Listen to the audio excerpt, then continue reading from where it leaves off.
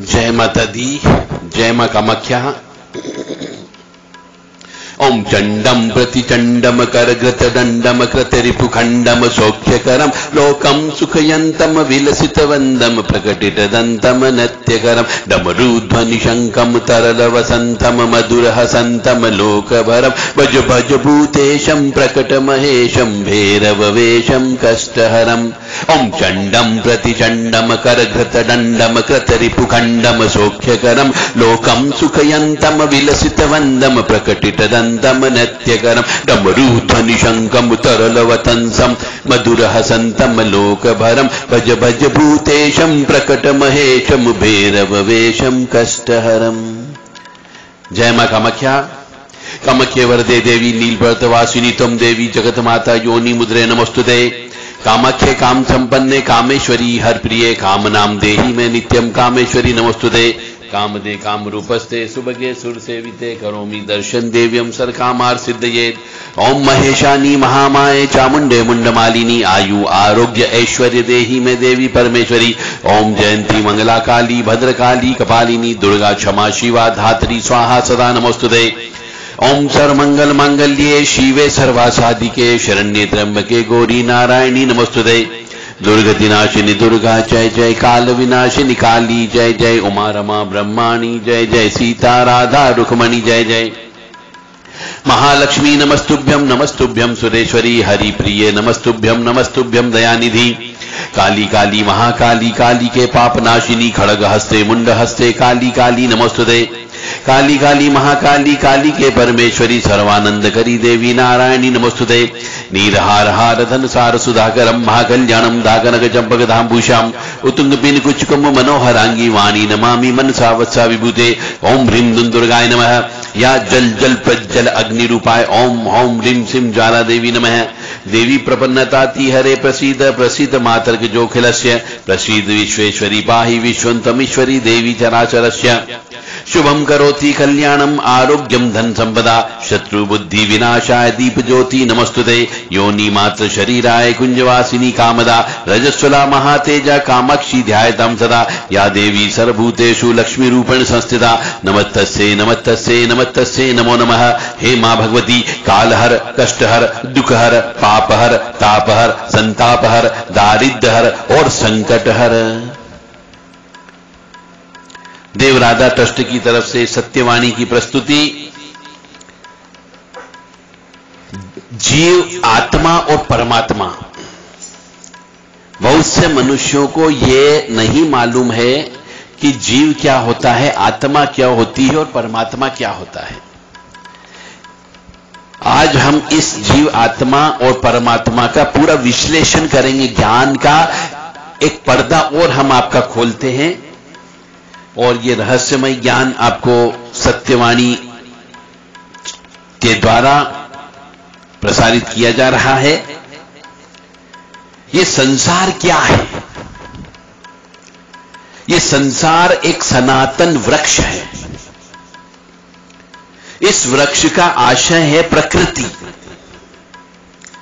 इस वृक्ष का आश्रय जो है वह है प्रकृति है। इसके दो फल लगते हैं, एक सुख का एक दुख का। हर मनुष्य को सुख भी आएगा और दुख भी आएगा।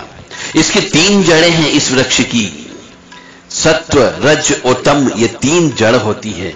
और इसमें चार प्रकार के रस मिलते हैं, धर्म अर्थ काम मोक्ष, ये चार रस हैं।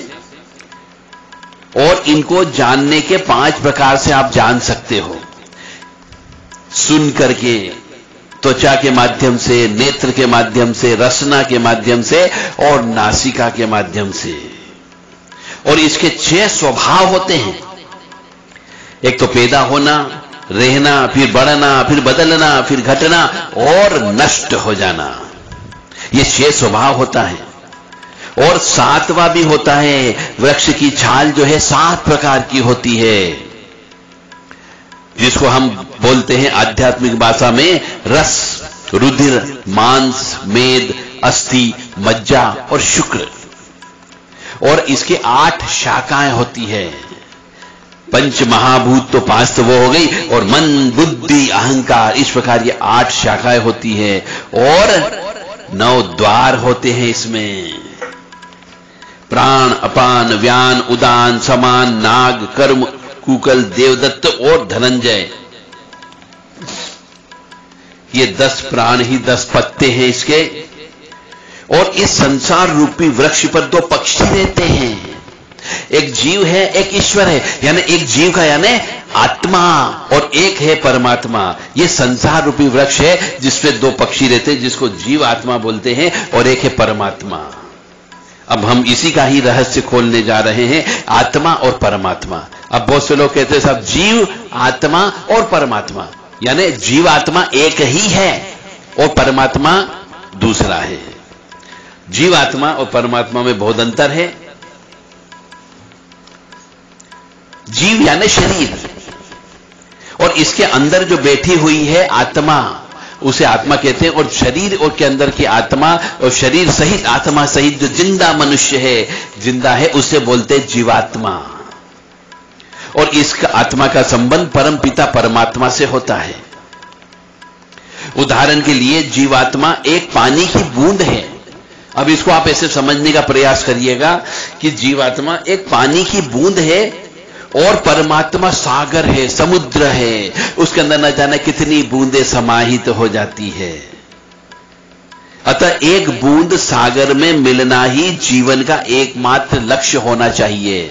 यानी प्रत्येक आत्मा, चाहे वो मनुष्य की हो, पशु की हो, पक्षु की हो, यदि उसको ज्ञान हो जाए, भान हो जाए, तो उसे वापस परमात्मा में मिलना ही उसका अंतिम उद्देश्य होना चाहिए। आत्मा और परमात्मा, जैसे कि एक पानी की बूंद, उस पानी की बूंद का अंतिम लक्ष्य समुद्र में जाकर के मिलना होना चाहिए, परंतु नहीं होता है। बूंद यानी जीवात्मा, और वो जीवात्मा जब तक स्वयं के अस्तित्व को सागर यानी परमात्मा के अस्तित्व से अलग समझती रहेगी, तब तक वो सागर से मिलने की कामना उत्पन्न नहीं होगी। क्योंकि एक बूंद है, सागर से कैसे मिलेगी, बहुत दूर है सागर।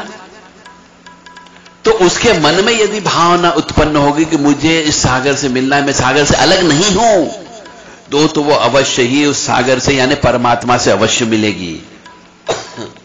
इसका अर्थ है कि जो आत्मा है उसमें मैं यानी अहंकार होता है, वो अहंकार करती रहेगी। आत्मा से मिलने की इच्छा जागृत नहीं होगी जब तक वो अपने आप को बूंद मानेगी। और जिस दिन आत्मा सोच ले कि मुझे परमात्मा से मिलना है, तब तक वह अपना अस्तित्व अलग नहीं समझेगी और निश्चित तौर से उस समुद्र में जाकर के मिल जाएगी, यानी उस परमात्मा में अवश्य मिल जाएगी। और बूंद में इतना सामर्थ्य नहीं होता है कि वह अपने बलबूते पर सागर में मिल ले। उसके लिए किसी न किसी प्राणी की आवश्यकता होगी जो उसको सागर में जाकर के मिलाएगा। और उसे सागर में मिलने के लिए मनुष्य शरीर की आवश्यकता होगी, यानी उसे पवित्र बनना होगा, पवित्र कामना करना होगी, पवित्र मन करना होगा, पवित्र कर्म की भावना उत्पन्न करना होगी, तभी वो उस परमात्मा से मिल सकती है। एक उदाहरण और दे दूं, उससे शायद समझ में आ जाए कि आत्मा और परमात्मा क्या होता है। जैसे एक पंखा है, बिना करंट का है और बिना स्विच के है, तो हवा नहीं देगा। सिर्फ आपने पंखा लगा लिया, उसमें करंट भी नहीं है, स्विच भी नहीं है, तो पंखा कैसे चलेगा। तो इसी प्रकार करंट जो है वो आपका भाग्य और प्रारब्ध कर्म है, और स्विच जो है वर्तमान कर्म है आपका,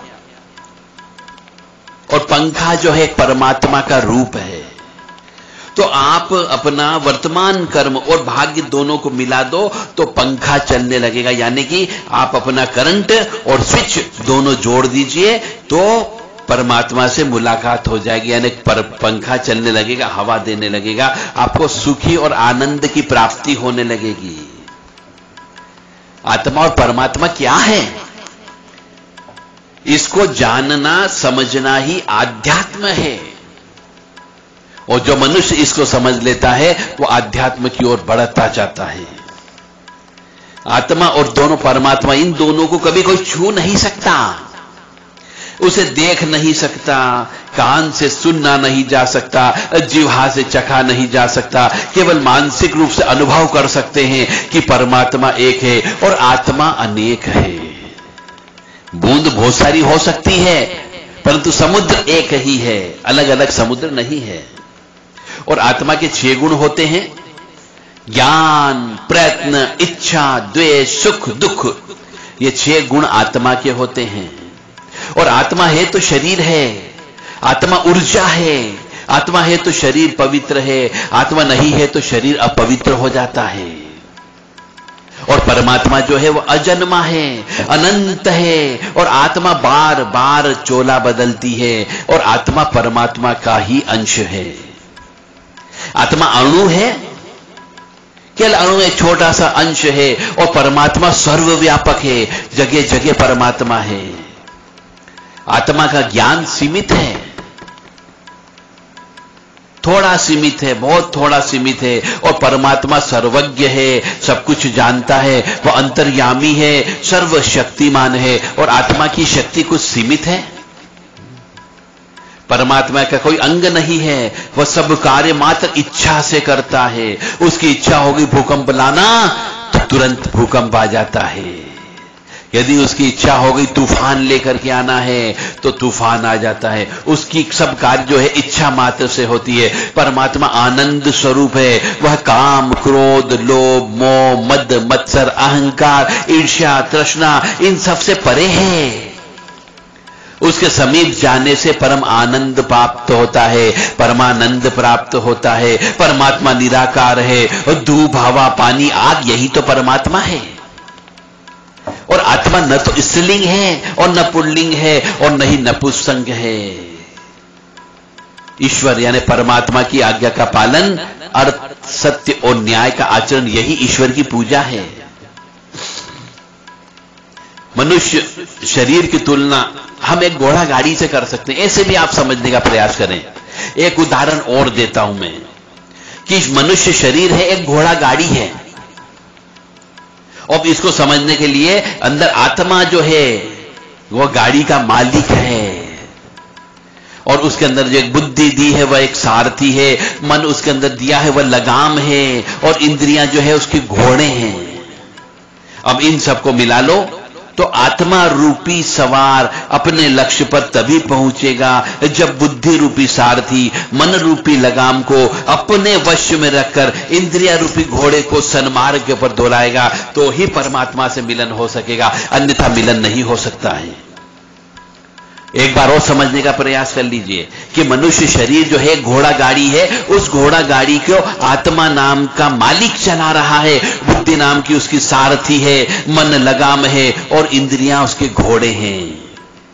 अब सबको मिला लें तो एक घोड़ा गाड़ी तैयार हो गई है। आत्मा रूपी सवार है, उसके अमर अपने लक्ष्य पर तभी पहुंचता है जब बुद्धि रूपी यानी सारथी, बुद्धि रूपी सारथी मन रूपी लगाम को अपने वश में रखकर इंद्रिया रूपी घोड़े को सन्मार्ग पे दौड़ाता है। यानी मन को अपने वश में रखना होगा और इंद्रियों को सत्य मार्ग की ओर चलाएगा, तो परमात्मा से मिलन होगा। वह घोड़ा गाड़ी परमात्मा के पास जाकर के मिल जाएगी। और यदि इंद्रिय रूपी घोड़े आपने उस सन्मार्ग के बजाय गलत रास्ते पर चला दिए, तो वो जो घोड़ा गाड़ी है वह घोड़ा गाड़ी परमात्मा से नहीं मिलेगी, उसे कई जन्म लेना पड़ेंगे।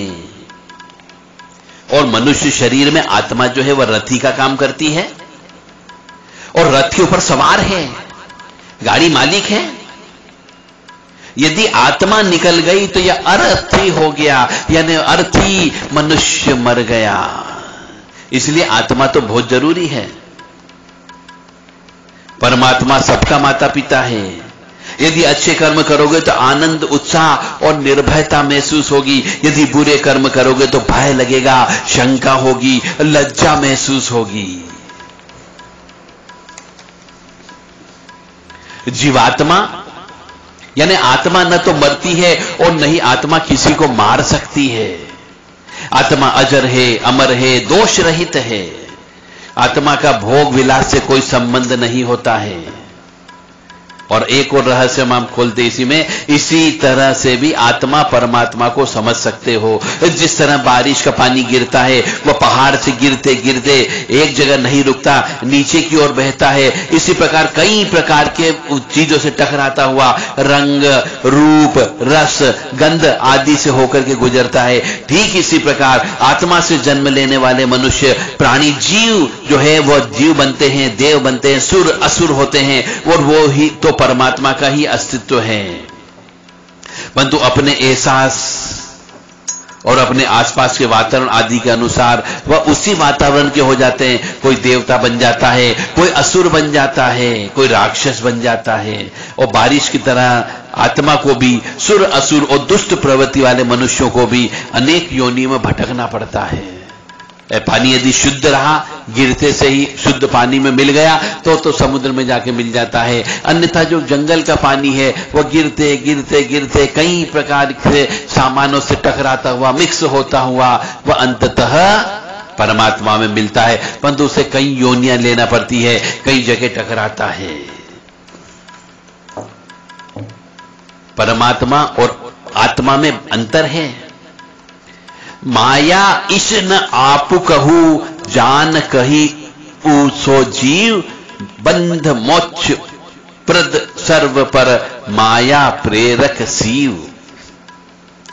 यानी इसका अर्थ यह है कि जो माया को, ईश्वर को और स्वयं को नहीं जानता वह जीव, और जीव को उसके कर्मानुसार बंधन तथा मोक्ष देने वाला ईश्वर है।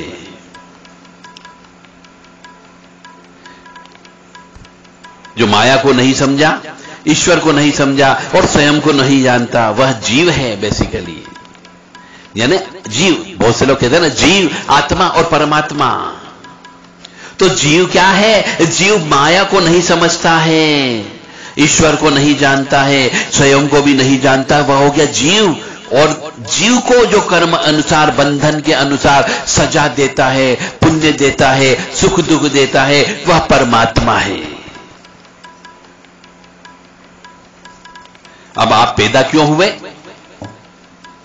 क्यों मनुष्य शरीर आपने लिया? जानवर, पक्षी, पशु, कीट, पतंग क्यों नहीं बन गए? यदि ये कीट पतंग नहीं लिया बने होते तो मनुष्य बनकर के रहो। जानवर, पशु, पक्षी, कीट पतंग से भी अच्छे हैं। आप किस लिए पैदा हुए हो, कभी सोचा है?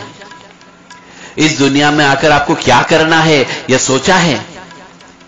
आपने कुछ नहीं सोचा, केवल भोजन करना है, धन संग्रह करना है, संपत्ति इकट्ठा करना है, बीवी बच्चे पालना है, शराब पीना है, बच्चे पैदा करना है। यही तो आजकल के मनुष्यों की जिंदगी है। क्या इसलिए पैदा किया था आपको? आप अपने माता पिता के यहां क्यों पैदा हुए? आप बड़े आदमी क्यों नहीं बन गए? आप राजा के परिवार में क्यों उत्पन्न नहीं हो गए?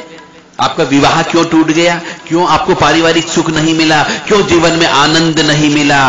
आनंद क्या है और परमानंद क्या है? खुशियां क्या है? सुख क्या है? सोचो और बदलो अपनी जिंदगी को। इस जीवात्मा को परमानंद में मिलाने के लिए आपको काम, क्रोध, लोभ, मोह, मद, मत्सर की बेड़ियों को तोड़ना पड़ेगा।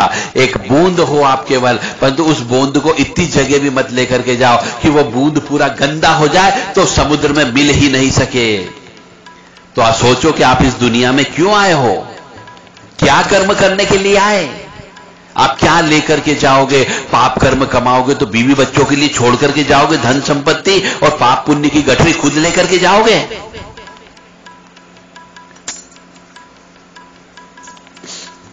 अब इसी का एक और उदाहरण मैं आप देता हूं, शायद आपके समझ में आ जाए।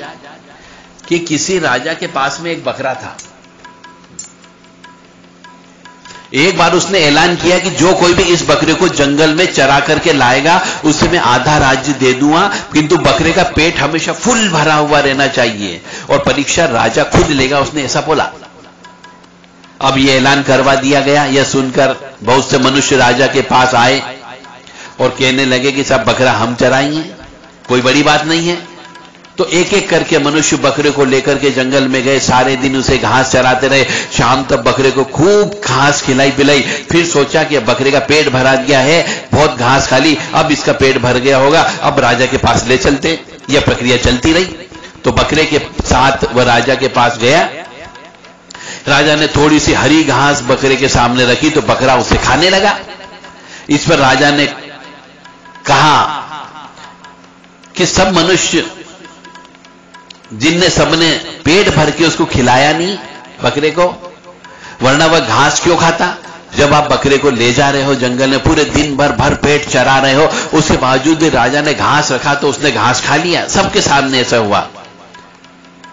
तो ऐसा बहुत से व्यक्तियों ने किया, परंतु भर पेट भोजन कराने के बाद भी बकरा हमेशा घास खा लेता था और सबके सामने खा लेता था।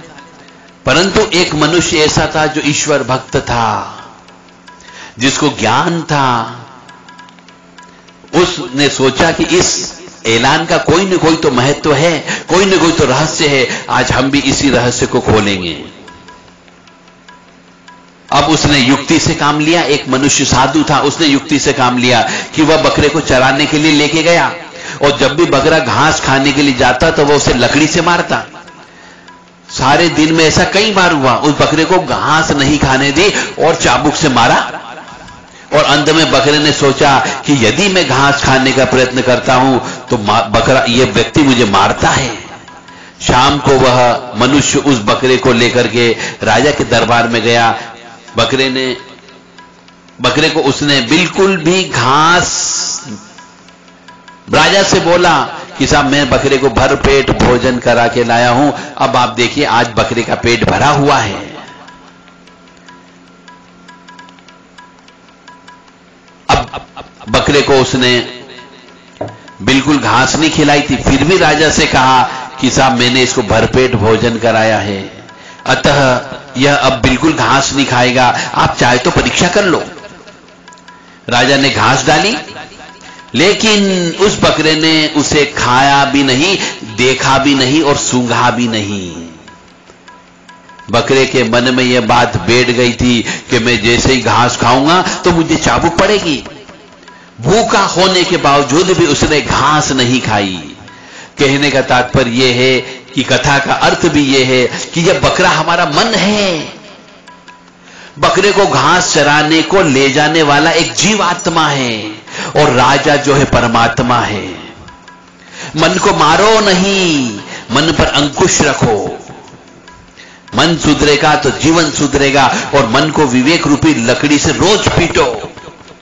भोग से जीव की तृप्ति नहीं हो सकती, भोगी रोगी होता है, भोगी की भूख कभी शांत नहीं होती, त्याग में ही तृप्ति समाई हुई है। कहने का अर्थ यहां पर यह है कि राजा जो है वो परमात्मा है, बकरा जो है मन है और चराने वाला यानी नियंत्रण करने वाला जीवात्मा है, लकड़ी एक विवेक है, चारा भोजन है और अंकुश लगाया था उसके ऊपर। तो कहने का अर्थ यह है यहां पर कि यदि आप अपने मन पर अंकुश रखोगे तो मन सुधर जाएगा आपका।